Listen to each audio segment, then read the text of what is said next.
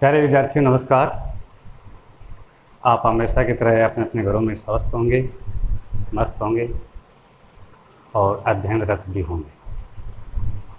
आज हम आपके साथ एक नई कड़ी में जुड़ने वाले हैं जो व्याकरण का एक आधारभूत टॉपिक है जिसका नाम है अलंकार। देखते हैं अलंकार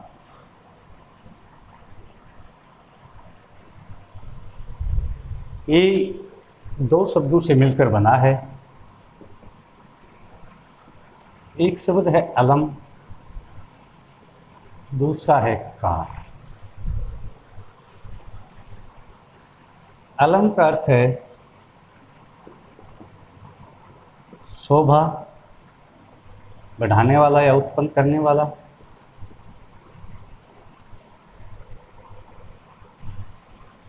और कार का मतलब है करने वाला।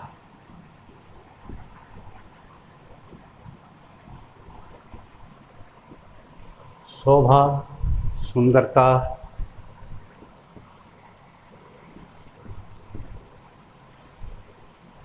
कि अलंकार का मुख्य अर्थ ये हुआ, शाब्दिक अर्थ, जो शब्द काव्य में आकर के काव्य की शोभा को बढ़ाते हैं उन्हें अलंकार कहते हैं। इसमें एक बात ध्यान रखने की है, काव्य की शोभा उत्पादक कारक हैं, वो तो रस होते हैं, लेकिन काव्य की जो शोभा वर्धक तत्व है, धर्म है, उसको अलंकार कहते हैं। यानी जो काव्य में शोभा उत्पन्न करते हैं वो काम रस का होता है, और जो काव्य में शोभा बढ़ाने का काम करते हैं वो काम अलंकार का होता है। जिस प्रकार एक कोई भी युवती या स्त्री अपनी सुंदरता के लिए आभूषण गहने पहनती है जिससे उसकी सुंदरता और अधिक बढ़ जाती है, उसी प्रकार अलंकार काव्य में आकर के कविता की शोभा बढ़ाने का काम करते हैं। भिन्न भिन्न आचार्यों ने इनकी संख्या भिन्न भिन्न मानी है। किसी ने, रुद्रट ने कुछ और मानी है, भाम्य ने कुछ और मानी है, केशवदास ने कुछ और मानी है। लेकिन आज हम जिन की चर्चा करेंगे वो हमें जो हमारे 9 से 12 के सिलेबस में हैं उन्हीं अलंकारों की चर्चा करेंगे। सबसे पहले हम देखते हैं कि अलंकार कितने प्रकार के हो सकते हैं।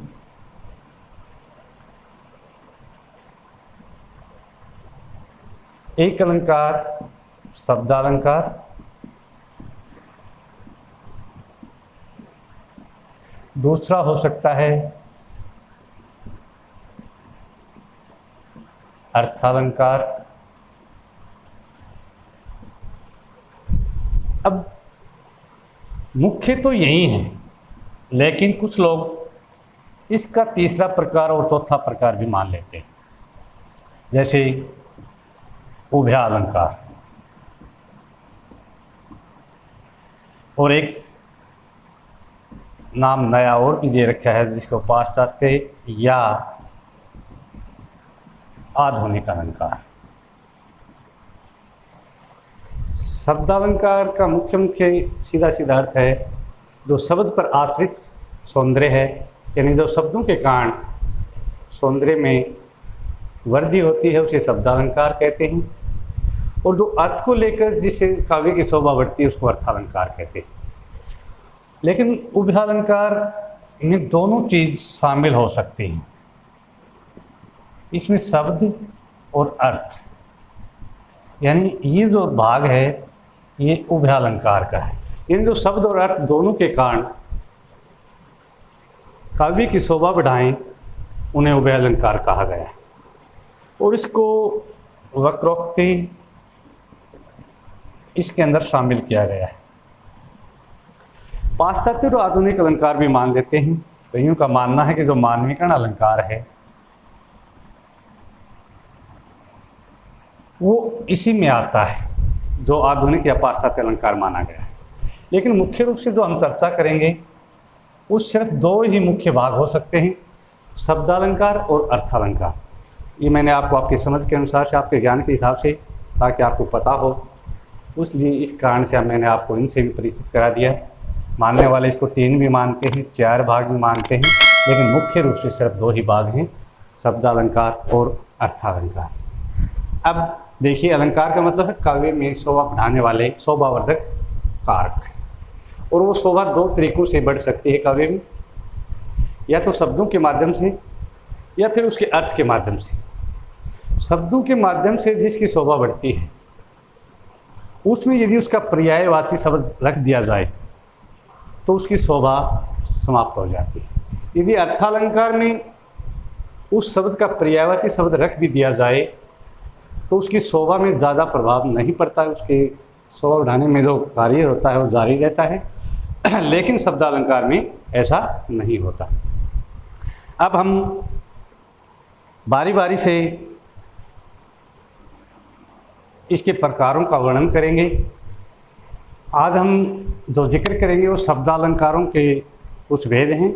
जैसे शब्दालंकार में पहला है अनुप्रास अलंकार, दूसरा है श्लेष, यमक। हम मुख्य रूप से 3 शब्द अलंकारों को शब्दालंकार में मानते हैं, क्योंकि इनमें शब्दों के कारण ही काव्य में सौंदर्य बढ़ता है। आज हम इन्हीं के बारे में बारी बारी चर्चा करेंगे। सबसे पहले हम लेते हैं अनुप्रास अलंकार, जो कि शब्दालंकार का एक भाग है। इसकी परिभाषा है कि काव्य में वर्ण या फिर वर्ण समूह में आवर्ती के कारण जो चमत्कार उत्पन्न होता है उसे अनुप्रास अलंकार कहते हैं। या तो वर्ण की आवर्ती हो या फिर कोई वर्ण समूह की आवर्ती हो, वहाँ पर अनुप्रास अलंकार होता है। आपकी जानकारी के हिसाब से मैं इसके मुख्य 5 भाग भी हैं वो भी बता देता हूँ। वैसे ज़्यादा गहराई में जाने की तो आवश्यकता नहीं, फिर भी हमें पता होना चाहिए कि अनुप्रास के 5 भाग कौन कौन से हो सकते हैं। जैसे पहला भाग है छेकानुप्रास। इसमें क्या होता है, जो वर्ण है उसकी आवर्ती एक बार होती है, एक बार आवर्ती, यानी एक वर्ण सिर्फ 2 बार ही आ सकता है, इससे ज़्यादा आवर्ती नहीं होती, उसको बोलते हैं छेकानुप्रास। दूसरा है वृत्त्यानुप्रास। वृत्त्य मानी वर्त में ये प्रत्यय है, यानी वर्त एक समूह, यानी वर्ण की जो आवर्ती है वो 2 से अधिक बार। जैसे आपने बहुत से उदाहरण सुने हैं, हम बारी बारी से सभी का उदाहरण लिखे भी गए। जैसे रघुपति राघव राजा राम, पतित पावन सीताराम, यानी जिसमें 1, 2 से ज़्यादा की आवर्ती होगी वो वृत्त्यानुप्रास होगा। जिसमें 2 बार ही एक वर्ण आएगा या 1 से अधिक बार यानी 2 बार तक वो छेकानुप्रास होगा। अब देखिए लाटानुप्रास। लाटानुप्रास में क्या होता है, ये जिक्र जो वर्ण समूह का है वो इस पे ही लागू होता है। जहाँ काव्य में शब्द कोई शब्द है 2 या 2 से अधिक बार आता है, लेकिन प्रत्येक बार उसका अर्थ एक ही होता है। जैसे आगे हम इसका उदाहरणों से जिक्र भी करेंगे। लड़का तो लड़का ही है। और चौथा जो है वो है श्रुत्य अनुप्रास। इसमें भी क्या है, श्रुत प्लस ये। श्रुत का मतलब है सुनने। सुनने का मतलब जो ध्वनियाँ हैं जिनका उच्चारण स्थान माना गया है, जो 5 वर्ग हैं हमारे कचट तप, उनके अंदर अलग अलग उच्चारण स्थान है। जैसे कोई कंठे है तो कोई तालव्य है, कोई मूर्धन्य है, यानी जिस स्थान की ध्वनियाँ उस पद में अधिकतर पाई जाएंगी, यानी सुनने में जो ये महसूस हो कि वो सभी एक जैसे ही उच्चारण हैं उनके अंदर, वहाँ पर क्या होता है, श्रुत्य अनुप्रास होता है। यानी कंठे ध्वनियों में कौन कौन सी हैं, जैसे क, ख, ग, घ, ग। इसी प्रकार तालों में च है, छ है, ज है, झ है, ये है। यानी इनमें से यदि इस वर्ग की आवर्ती ज़्यादा होगी, हो सकता है उसमें क वर्ण भी आ जाए, ग भी ज़्यादा हो, घ भी आ जाए, यानी ये सुनने में एक जैसी ही महसूस होती है क्योंकि एक स्थान से बोली जाती हैं। इसलिए इनमें श्रुत्यानुप्रास में क्या होता है कि उच्चारण स्थान के हिसाब से उस वर्ग की ध्वनियाँ अधिकतर पाई जाती हैं, इसलिए उसको श्रुत्यानुप्रास कहा जाता है। अब देखिए अंत्यानुप्रास, अंत्य का मतलब है अंत प्लस ये अंत वाला, यानी दोहा, चौपाई, सोरठा, इनमें जो अंत में जो मेल होता है, तुक होता है, उस तुक के कारण अंत्यानुप्रास होता है। यानी जो अंत में जाकर के एक ही वर्ण पर समाप्ति हो या एक ही शब्द से जिसकी समाप्ति हो, वहाँ पर क्या होता है, अंत्यानुप्रास होता है। ये मोटा मोटी मैंने आपको बताया कि इसके 5 भेद हैं। इन भेदों में सूक्ष्म सूक्ष्म अंतर है, वो भी आपको समझाया। अब हम इनके कुछ उदाहरण लिखते हैं, जिन उदाहरण से आपको बारी बारी से सभी के बारे में पता चल जाएगा कि अनुप्रास अलंकार के जो भेद हैं उनके अंदर मैंने जो बताया है वो चीज़ें उस उदाहरणों में देखेंगे। छेका अनुप्रास में देखेंगे कि वर्ण 2 बार ही आता है, वर्त्या में देखेंगे कि एक वर्ण 2 से अधिक बार आएगा, और लाटा में देखेंगे कि एक ही शब्द की 2 बार आवृत्ति होगी या 2 से अधिक बार आवृत्ति होगी, लेकिन प्रत्येक बार उसका अर्थ एक ही रहेगा। श्रुति का मतलब है सुनने में जो ध्वनियाँ समान प्रतीत होती हैं उसमें श्रुति अनुप्रास होता है। और अंत्य का मतलब है अंत्यानुप्रास का कि अंत की जो ध्वनियाँ हैं वो समान होनी चाहिए, या अंत का जो शब्द है वो समान होता है। जिस प्रकार दोहा, चौपाई, सोरठा आदि का जो अंत होता है, यानी जो दूसरा चरण है, जो चौथा चरण है, उस चरण में जो अंतिम ध्वनियाँ होती हैं वो समान होती हैं, वहाँ पर अंत्यानुप्रास होता है। अब हम बारी बारी से एक एक को लेकर के उदाहरण के माध्यम से समझने की कोशिश करेंगे। पहला उदाहरण देखिए, अति आनंद मगन महतारी। अब देखिए इसमें 6 का अनुप्रास है, और 6 का अनुप्रास में बताया था कि एक वर्ण की 1 या 2 बार आवर्ती, यानी 2 बार ज़्यादा से ज़्यादा आ सकता है। अब इसमें देखिए ए वर्ण है, ये 2 बार आया है, जो मैं है ये के 2 बार आया है, यानी इसके अंदर 2 से ज़्यादा बार नहीं होता। अब अगला उदाहरण देखिए, चारु चंदर की चंचल किरणें खेल रही थी जल थल में। अब देखिए इसमें च वर्ण की आवृत्ति 2 से अधिक बार है, और जहाँ 2 से अधिक बार होगी वहाँ पर होता है वर्त्यानुप्रास। या फिर इसका उदाहरण दूसरा और भी है, रघुपति राघव राजा राम पतित पावन सीताराम, उसमें र वर्ण की आवृत्ति 4 बार है, वहाँ भी वर्त्यानुप्रास है। अब देखिए, तुलसीदास सहित निश दिन देखत तुम्हारी निठुराई। अब ये श्रुते अनुप्रास है।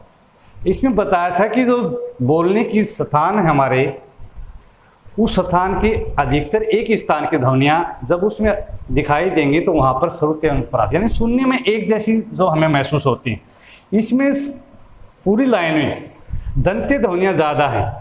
आप इसमें देखेंगे तो दंत्य ध्वनियों की अधिकता के कारण ये श्रुते अनुप्रास अलंकार है। अब चौथा देखिए, संत हृदय नवनीत समाना कहा कवि न पे कहीं न जाना। अंत्यानुप्रास का बताया था कि अंत में या तो वो शब्द समान होगा या अंत की जो ध्वनियाँ हैं वो उन दोनों का एक समान होगा। अब इसमें समाना और जाना, ये दोनों की समानता के कारण क्या है, यहाँ पर अंत्यानुप्रास है। अब 5वां देखिए, पूत सपूत तो क्यों धन संचय, पूत कपूत तो क्यों धन संचय। लाटानुप्रास में बताया था कि एक ही शब्द एक से अधिक बार आएगा, पूरा शब्द का शब्द ही या वर्ण समूह, और उसके अंदर अर्थ परिवर्तन नहीं होगा। देखो, पूत, यहाँ भी पूत, तो यहाँ भी तो, क्यों यहाँ भी क्यों, धन यहाँ भी धन, संचय यहाँ भी संचय। अब इन सभी के कारण यहाँ पर लाटानुप्रास है। कहता है कि पूत यदि अच्छा है तो धन इकट्ठा करने की कोई आवश्यकता नहीं, क्योंकि पूत से अच्छे पूत से बढ़कर कोई धन नहीं हो सकता। और दूसरी लाइन का अर्थ है कि आपका पूत यदि बुरा है तो कितना भी धन इकट्ठा क्यों ना कर ले, उस धन का कोई महत्व नहीं है, क्योंकि बुरा पूत वो जल्द ही उसको समाप्त कर देगा। ये था आपका पहला पार्ट, अनुप्रास अलंकार। अगला भाग है हमारा यमक अलंकार। ये भी शब्दालंकार का एक भाग है। इसकी परिभाषा है, जिस अलंकार में एक शब्द एक से अधिक बार आए, एक शब्द एक से अधिक बार आए और प्रत्येक बार उसकी आवृत्ति यानी उसका अर्थ भिन्न भिन्न हो, अलग अलग हो, वहाँ यमक अलंकार होता है। जैसे काली घटा का घमंड घटा। अब देखिए ये घटा शब्द 2 बार आया है और दोनों बार इसके अर्थ में परिवर्तन है, यानी यहाँ इस समास में लगभग क्या होता है, अनेकार्थी अनेकार्थी शब्द होते हैं इसमें। अब देखिए एक इस घटा का संबंध है बादलों की घटा से, और इस घटा का संबंध है कम होना। अब एक शब्द 2 बार आया है, फिर भी दोनों बार इसका अर्थ अलग अलग है।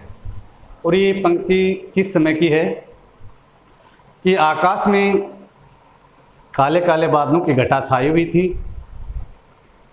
और वो अपने आप पर इतरा रही थी, यानी वो अपने आप पर गर्व महसूस कर रही थी कि हमारे से ज़्यादा सुंदर शायद इस संसार में कोई नहीं लगता।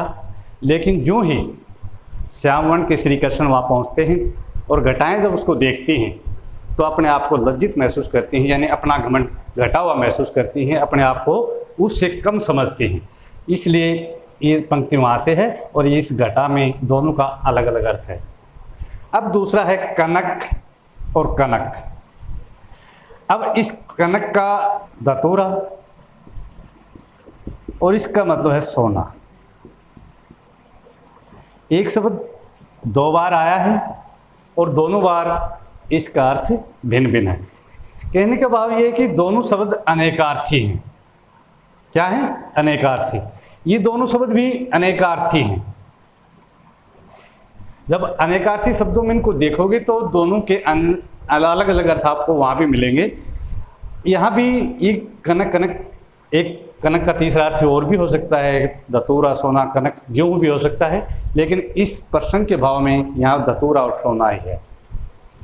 और इसका जो मुख्य व्याख्या है या अर्थ, इसका अर्थ समझने की कोशिश करें तो इसका मतलब ये है कि कहता है कि जो धतूरे के नशा है वो बहुत ज़्यादा मादक होता है, यानी बहुत नशीला होता है। लेकिन जिस आदमी को धन का नशा यानी सोने का नशा, उससे भी 100 गुना ज़्यादा है। इसलिए धतूरे की जो नशे की तुलना और सोने के नशे की तुलना उससे 100 गुना बड़ी बताई गई है। कहता है कि ये तो खाने से नशा होता है, इसको धारण करने से, को पाने से नशा हो जाता है, लेकिन फिर भी धतूरे का नशा सोने के नशे से 100 गुना कम ही बताया है। इस प्रकार यहाँ पर कनक शब्द 2 बार आने की वजह से यहाँ पर क्या है, यमक अलंकार है। अब तीसरा एक उदाहरण और देख लीजिए। 3 बेर खाती थी वे 3 बेर खाती हैं। अब इसमें जो बेर है वो 2 बार आया है और 3 है वो भी 2 बार आया है। अब इसका मतलब ये है कि जो एक बेर जो है वो संख्या बता रहा है और एक जो बेर फल है उसके बारे में बता रहा है। कहता है कि वो दिन में 3 बार खाती है, लेकिन प्रत्येक बार सिर्फ 3 ही खाती है। इसका मतलब ये है। इसलिए ये दोनों शब्द 2 बार आने के बाद इन दोनों का अर्थ भिन्न भिन्न है। इन उदाहरणों के माध्यम से शायद आपको यमक अलंकार समझ आ गया होगा। थोड़ा सा सलेश अलंकार में दिक्कत हो सकती है क्योंकि वो उससे मिलता हुआ है। कई बच्चे उसको एक ही मान लेते हैं, लेकिन वो भी हमें आपको समझाने की कोशिश करेंगे कि इससे किस प्रकार भिन्न है और उसमें अंतर करने की पहचान क्या हो सकती है। अगला समास है हमारा सलेश अलंकार। सलेश का अर्थ है चिपका हुआ। जहां एक शब्द के अनेक अर्थ निकले या अनेक अर्थ चिपके हों, वो भी भाव प्रसंग के कारण। ये नहीं कि कहीं भी नहीं, जब तक उस भाव में है, जब तक उस प्रसंग में, प्रकरण में है, तब तक उसके वो अर्थ चिपके हुए होते हैं। जो ही वो उस भाव या उस प्रसंग से बाहर आ जाएगा उसके अर्थ समाप्त हो जाएंगे। वहाँ पर सलेश अलंकार होता है। और यमक अलंकार में जिक्र था अनेकार्थी शब्द। यहाँ जो शब्द होंगे वो अनेकार्थी नहीं होंगे, बल्कि एक ही शब्द के भाव के कारण, उस प्रसंग के कारण उसके अलग अलग अर्थ निकल कर बाहर आएंगे, लेकिन वो अनेकार्थी शब्द नहीं होते क्योंकि उसको जब तक उस दोहे में है, उस काव्य में है, तब तक उसके अर्थ हैं, और अन्यथा वो अर्थ अनेकार्थी नहीं हो सकते। इसके भी हम दो भाग मान सकते हैं, एक होता है अभंग श्लेष और दूसरा है सभंग श्लेष। अभंग जो भंग ना हो। देखिए ये दोहा आपने बार बार सुना होगा, रहीमन पानी राखिए बिन पानी सब सून, पानी गए ना उबरे मोती मानस चोन। इसमें इस पानी का अर्थ है, और इस पानी का अर्थ जब तक इस लाइन के साथ है, इन शब्दों के साथ जुड़ा हुआ है, तब तक इसका अर्थ तीन तरह से हो सकता है। लेकिन जो ही हम इस तीनों को हटा देंगे तो इसका अर्थ, जो तीन अर्थ देगा, वो भी समाप्त हो जाएगा। क्या है? पानी का एक अर्थ मोती के रूप में क्या है? चमक। मानस के रूप में क्या है? इज्जत। और चून के अर्थ में क्या है? जल। कहता है मोती की यदि चमक चली गई, मनुष्य की यदि इज्जत चली गई, और यदि आटे में या चून में, आटे में जल नहीं मिला, तब तक उससे रोटी संभव नहीं है। यानी मोती की जो वैल्यू है, उस चमक है जब तक है, मनुष्य की वैल्यू है, जो इज्जत है जब तक है, और जो आटे की वैल्यू है, जो आटे पर रोटी बनाने की प्रक्रिया है, वो तब तक संभव जब तक उसको पानी के अंदर नहीं मिलाया जाए। पानी गए ना उबरे, यानी यदि इन चीज़ों की ये चीज़ चली गई, मोती की चमक गायब हो गई, मनुष्य की इज्जत चली गई, और यदि आटे के साथ जल का महत्व नहीं जोड़ा गया, तो उनका कोई महत्व नहीं है। अब देखिए यमक और श्लेष का अंतर। वहाँ एक शब्द अनेकार्थी था, जैसे कनक के तीन अर्थ थे और घटा के दो अर्थ थे। इसी प्रकार यहाँ पर ऐसा कुछ नहीं है। ये पानी शब्द का अर्थ जब तक इस पैराग्राफ में है, इस दोहे में है, तब तक इनके अर्थ को साथ लेकर इसके तीन अर्थ हैं, अन्यथा इसके अर्थ वहीं एक ही अर्थ रह जाएगा।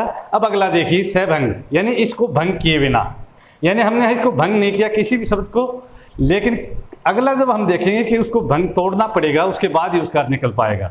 चिर जीवो जोरी जुरे क्यों ना सने गंभीर, को घटी या वर्ष भानुजा वे हलदर के वीर। अब इसमें दो अर्थ हो सकते हैं। अब इसका वर्ष भानुजा और हलदर, अब एक अर्थ है वर्ष प्लस अनुजा,